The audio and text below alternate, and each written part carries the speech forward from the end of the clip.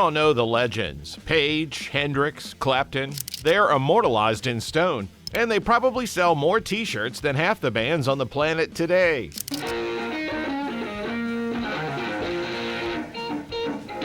But today, we're here to talk about those forgotten masters, the underdogs, the nearly famous, the how have I never heard of this kind of players.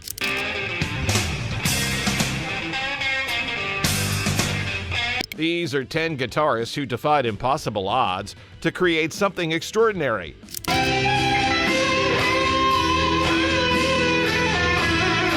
From childhood accidents to terminal diagnosis, from poverty to prejudice, these players found a way to make music that changed everything.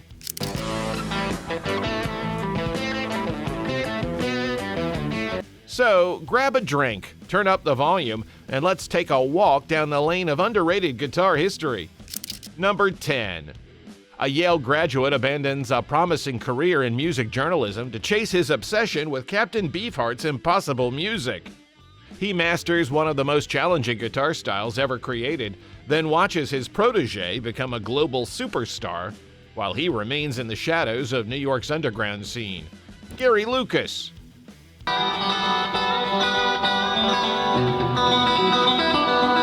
Gary Lucas graduated from Yale in 1975 with plans to become a music journalist, but his life changed when he discovered Captain Beefheart's Trout Mask replica. The album's fractured rhythms and atonal guitar work seemed impossible to play, which made Lucas determined to master it. The odds were stacked against him from the start. Beefheart's music was notoriously difficult. Band members often took years to learn single songs. The compositions defied conventional music theory, with time signatures that changed mid-measure and guitar parts that sounded like mathematical equations. Most musicians who attempted Beefheart's material gave up in frustration, but Lucas persisted. In 1980, he convinced Don Van Vliet, Captain Beefheart, to let him join the Magic Band as guitarist. For 4 years, he learned Beefheart's revolutionary approach, angular, percussive, and completely divorced from traditional rock conventions.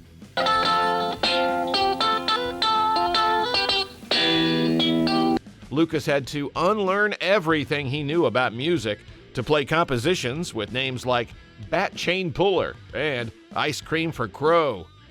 When Beefheart retired in 1982, Lucas faced another challenge, translating his avant-garde training into a commercially viable career. He moved to New York and formed Gods and Monsters, creating a unique sound that blended his Beefheart training with blues, world music, and experimental techniques. In 1991, Lucas discovered Jeff Buckley and invited him to join Gods and Monsters. Their collaboration produced haunting music, including early versions of songs that would later appear on Buckley's acclaimed album Grace. But creative differences led to Buckley leaving to pursue solo success that made him a posthumous legend. Lucas continued creating innovative music, collaborating with Lou Reed and John Zorn. His compositions for silent films and solo guitar work earned critical acclaim, but he never achieved mainstream success. Despite technical mastery and influence on alternative rock, Lucas is still generally unknown outside avant-garde circles, proving that the most challenging artistic paths often lead to the greatest obscurity.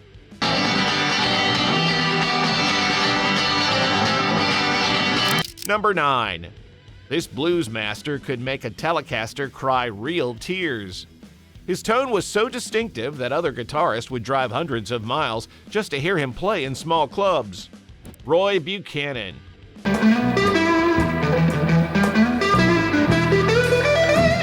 Roy Buchanan was born in Ozark, Arkansas in 1939 and spent much of his life battling personal demons, including alcoholism and depression. Despite these challenges, he built a legend performing in Washington, D.C. clubs, developing a tone and technique so unique that musicians made pilgrimages to hear him play. Buchanan used the Telecaster's tremolo arm, volume knob, and picking hand to create sounds that seemed impossible.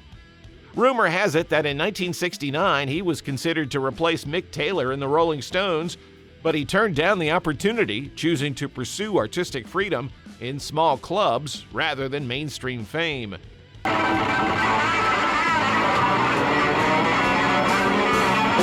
His 1972 self-titled album captured some of his magic on vinyl, earning praise from Guitar Player magazine as one of the greatest guitar albums ever made. Yet despite his profound influence on guitarists like Jeff Beck and Jimmy Page, Buchanan never achieved lasting commercial success, constantly navigating the odds stacked against both his career and his personal life. In 1988, he died in a Fairfax County jail cell. His death was ruled a suicide, though some have questioned the circumstances, adding a tragic coda to a life defined by brilliance and struggle.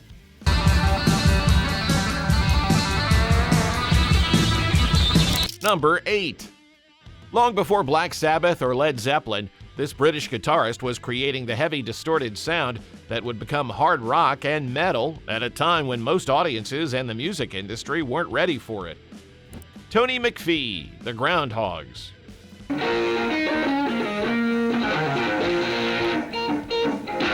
Tony McPhee formed the Groundhogs in London in 1963.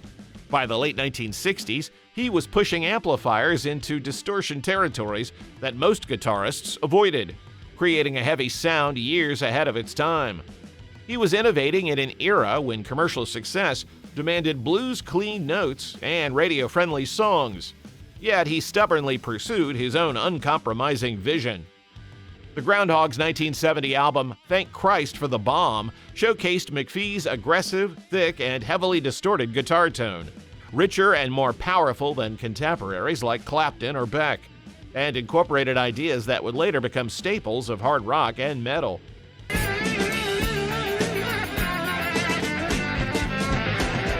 His pioneering use of feedback, distortion, and intense picking directly influenced later metal pioneers like Tony Iommi. The Groundhogs' live performances were legendary for their sheer volume and intensity, often overwhelming audiences and venues unprepared for such sonic force.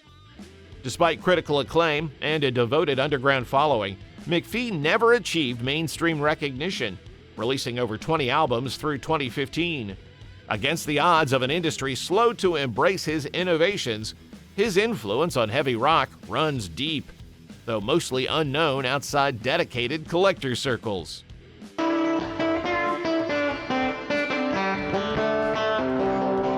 Number 7. Born blind, this Canadian guitarist had to invent an entirely new way to play the instrument. His lap-style technique and powerful tone made him a blues rock sensation. Jeff Healey.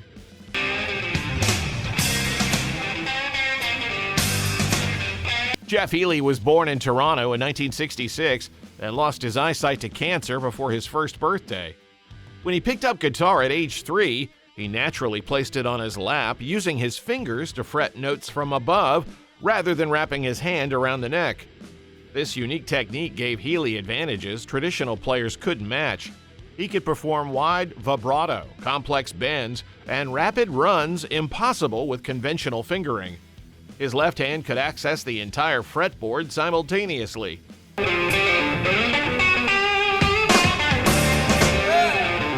By the mid-1980s, Healey had formed the Jeff Healey Band.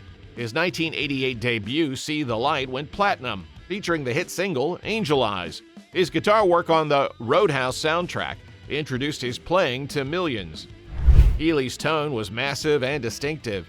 He used vintage Stratocasters through cranked Marshalls, creating sound that was both smooth and aggressive. He continued performing until his death from cancer in 2008 at age 41.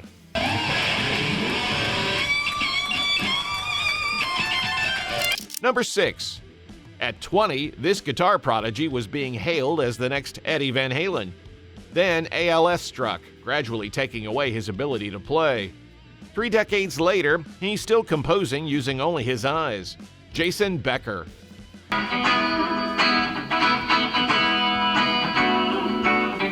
Jason Becker was born in Richmond, California in 1969. By age 16, he was recognized as a guitar prodigy. His 1988 album, Perpetual Burn, showcased technical abilities that placed him among elite shred guitarists. In 1989, Becker replaced Steve Vai in David Lee Roth's band, but during recording sessions, he began experiencing weakness and slurred speech. In 1990, at age 20, he was diagnosed with ALS. Doctors gave him 3 to 5 years to live. As the disease robbed his physical abilities, Becker adapted. When he couldn't play guitar, he composed on keyboards. When his hands failed, he used a computer mouse attached to his head. When he lost his voice, he communicated through eye movements.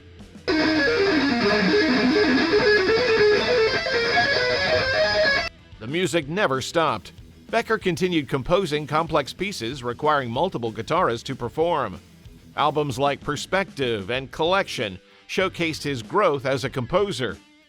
More than 3 decades after his diagnosis, Becker continues composing using eye tracking technology. His story inspired the documentary, Jason Becker, Not Dead Yet.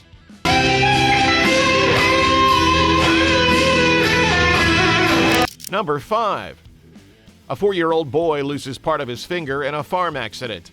Most would never touch a guitar. Instead, he develops one of the most sophisticated fingerstyle techniques in modern music, Phil Keaggy.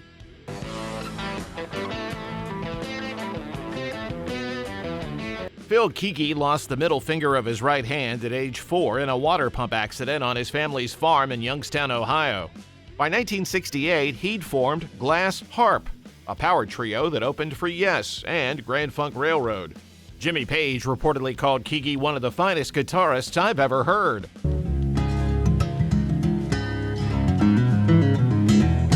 His missing finger forced him to develop alternative picking patterns that produced a unique flowing style.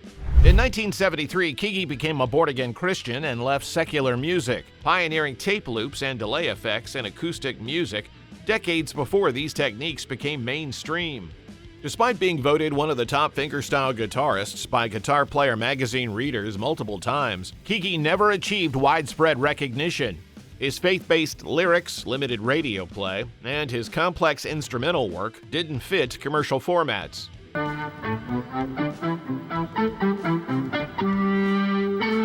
Number 4. In the 1930s and 40s, when women weren't supposed to play electric guitar and black artists faced segregation, this performer was doing both and inventing rock and roll. Sister Rosetta Tharpe.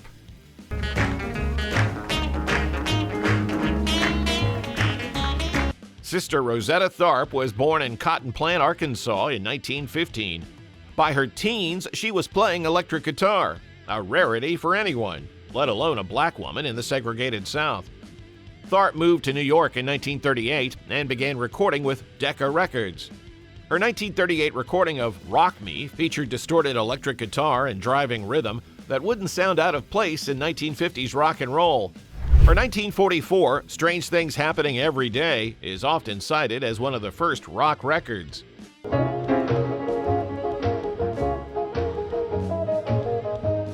Her guitar technique was revolutionary. She used single-note runs, string bending, and aggressive picking that predated rock guitar techniques by more than a decade. Chuck Berry acknowledged her impact. Elvis attended her concerts as a teenager. Little Richard called her his primary influence. Despite innovations and influence, Tharpe faced racism and sexism. Her career declined in the 1960s as rock moved away from gospel roots. She died in 1973, largely forgotten until recent decades recognized her as the godmother of rock and roll.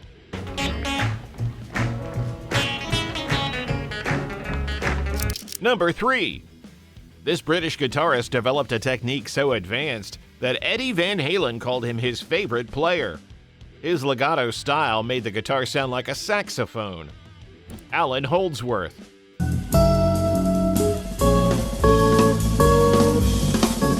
Allan Holdsworth was born in Yorkshire, England in 1946. He started as a violinist before switching to guitar at 17. His influences weren't guitarists. He studied horn players like John Coltrane, trying to recreate their fluid phrasing on guitar. Holdsworth developed a legato technique that eliminated the percussive attack typical of guitar playing. He used hammer-ons and pull-offs to create seamless lines that sounded like wind instruments. His chord voicings incorporated jazz harmonies most rock guitarists couldn't comprehend.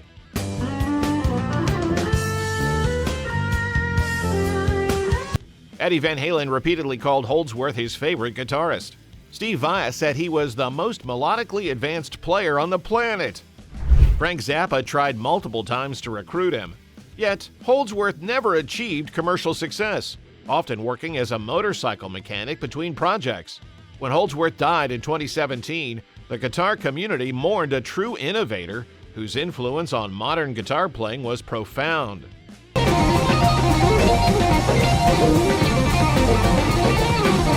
Number 2. This British folk guitarist created a tuning system that revolutionized acoustic music, influencing everyone from Jimmy Page to modern fingerstyle masters. Yet he spent much of his life homeless. Davey Graham.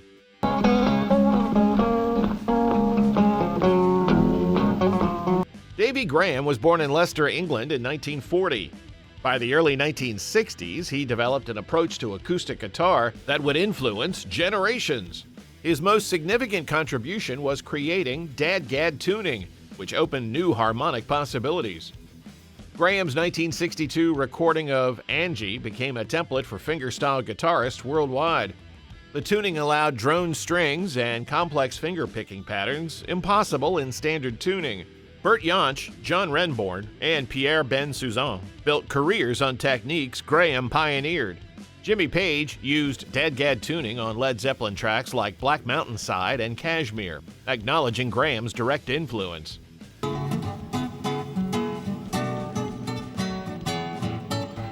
Graham incorporated Indian classical music, jazz, and blues decades before world music became recognized.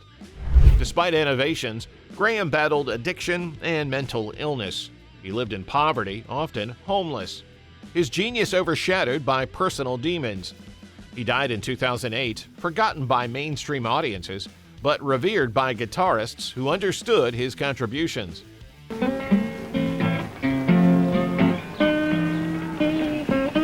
Number 1.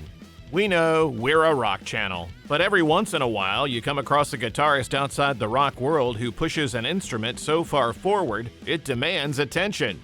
Born in one of West Africa's smallest countries, with almost no access to guitars, this player built his first instrument from bicycle cables and scrap wood. Today he's revolutionizing jazz guitar. Lionel Lueka.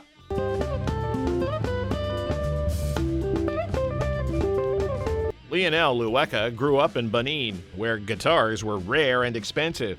As a teenager, he constructed his first guitar using bicycle brake cables for strings and whatever wood he could find. He taught himself by listening to American jazz records on battery-powered radio. In 1994, Lueka received a scholarship to study in Paris, then made it to the Berklee College of Music. His unique approach caught immediate attention. He wasn't just playing jazz, he was reinventing it. Lueka's techniques incorporate African polyrhythms, vocal percussion, and percussive guitar approach that treats the instrument like a drum kit. He sings while playing, creating complex layers that sound like multiple musicians.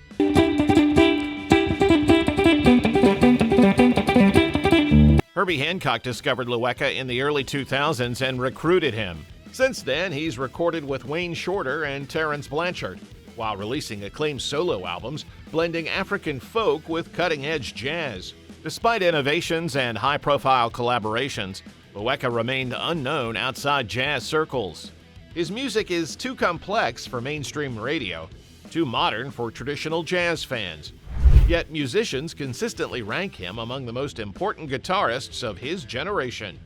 Lueka proved innovation can come from anywhere, even from a teenager in West Africa building guitars from bicycle parts.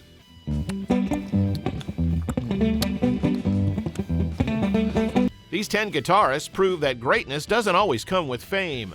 Sometimes the most important innovations happen in the shadows, created by artists who refuse to let circumstances define their limits. Which story surprised you most? Let us know in the comments.